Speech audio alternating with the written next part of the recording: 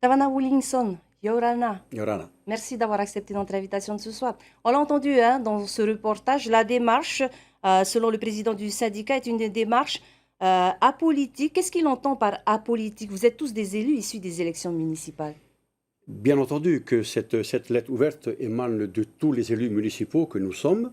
Ça fait 8 mois que nous avons travaillé sur cette lettre ouverte-là, qu'aujourd'hui, il est temps d'agir avant même le renouvellement de la classe politique l'année prochaine, comme tout le monde le sait.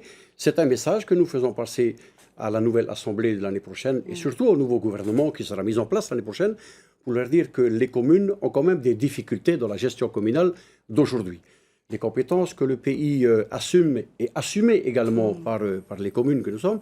Donc nous travaillons parfois, même souvent, dans l'illégalité. Donc ce que nous souhaitons, c'est de clarifier quand même la position du pays vis-à-vis des communes.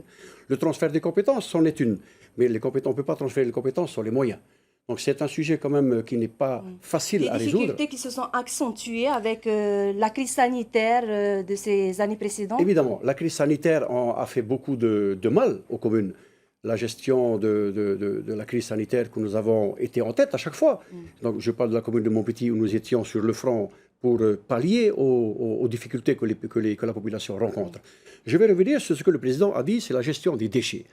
Aujourd'hui, ça nous coûte très cher au budget de fonctionnement des collectivités et aussi de l'intercommunalité. Parce que les Tavanans ont toujours dénoncé que des compétences leur soient dévolues, mais les budgets n'ont pas suivi. Depuis 2018 qu'on a toujours demandé au pays de nous soutenir à l'État, bon, il n'y a pas plus d'avancées que ça.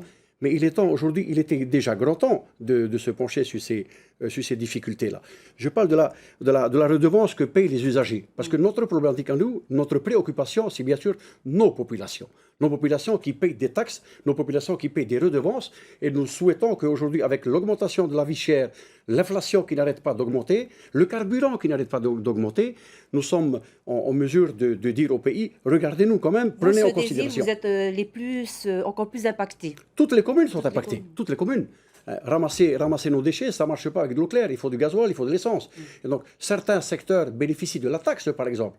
Nous demandons également de regarder ce secteur-là, nous les collectivités, pourquoi pas étudier une taxe, baisser le prix du gasoil pour faire fonctionner nos ramassages des déchets, pour pouvoir certainement baisser la redevance de la population. L'objectif, c'est bien la population. Alors, Tavana, c'est depuis 2004 que le CGCT est en place. Pourquoi réagir seulement maintenant, à moins de 2 ans des échéances? Eh bien, ça tombe bien, le 104e congrès des communes qui s'est passé à Paris, le thème, c'est réagir, c'est comment agir. Et justement, nous agissons, nous avons déjà agi. Ces problématiques-là que nous parlons aujourd'hui, ça ne date pas d'hier, ça ne date pas d'avant-hier, ça date de longtemps. Et donc, il serait temps quand même aujourd'hui pour la représentation locale de l'année prochaine à l'Assemblée, qui, je n'en doute pas, beaucoup de Tavana y siégeront, donc ils savent très bien de quoi on parle. Et on compte sur cette... Comme les anciennes mandatures, beaucoup de Tavana, aussi du SPC, siégeaient à l'Assemblée. Pourquoi ne pas avoir déjà entamé les démarches? Vous savez, on travaille avec 2 étapes. Il y a d'abord le monde communal que nous sommes. On parle bien de monde communal où nous rassemblons dans le comité syndical 2 fois par an.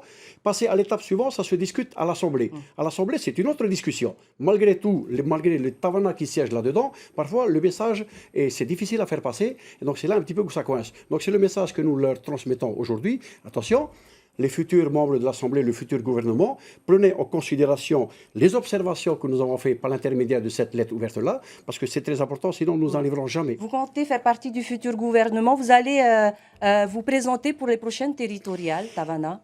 Écoutez, ce n'est pas encore le moment de s'affirmer, mais en tout cas, je suis autonomiste et je le resterai, ça c'est une certitude.